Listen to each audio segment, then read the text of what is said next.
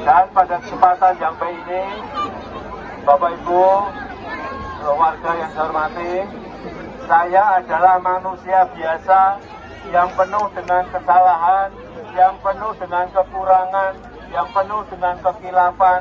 Pada kesempatan yang baik ini saya ingin mohon maaf yang sebesar-besarnya atas segala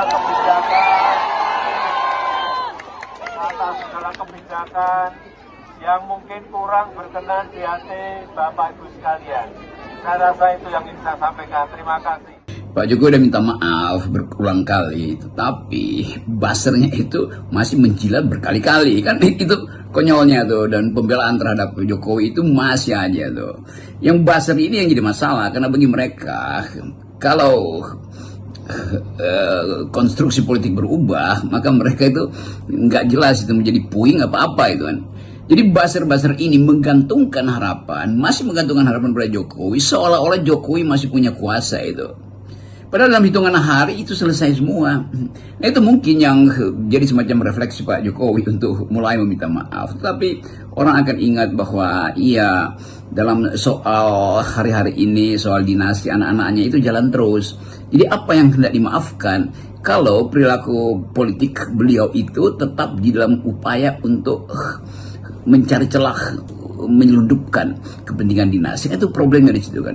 Jadi antara ucapan, keinginan dan perbuatan itu jauh sekali itu api dari panggang.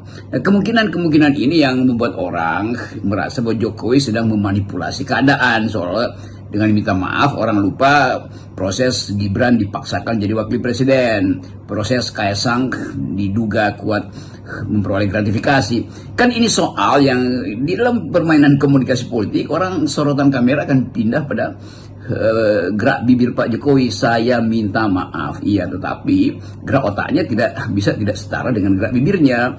Jadi netizen tentu mulai mencurigai ada apa sebetulnya.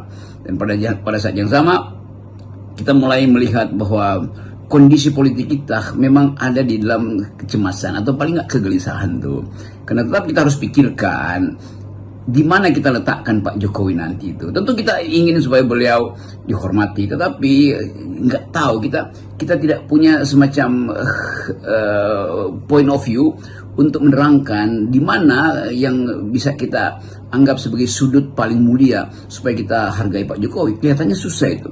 Kecuali Pak Jokowi memilih misalnya untuk ya meneruskan proyek di IKN, dan kendati Pak Prabowo sangat mungkin tidak akan berkantor di IKN, tapi kalau Pak Jokowi bilang oke, saya warga negara, saya mulai ide itu, kendati saya bukan lagi presiden, tapi saya mau lihat perkembangan ibu kota itu, maka saya akan pindahkan keluarga saya untuk tinggal di IKN. Itu mungkin sensasional memang, tetapi kan mesti ada radikal isu yang diucapkan untuk menandingi isu-isu radikal lainnya yang dipromosikan oleh netizen, yang tetap di dalam terminologi Mulyono, Fufu Fafa segala macam tuh. Jadi kelihatannya itu yang menggelisahkan beliau.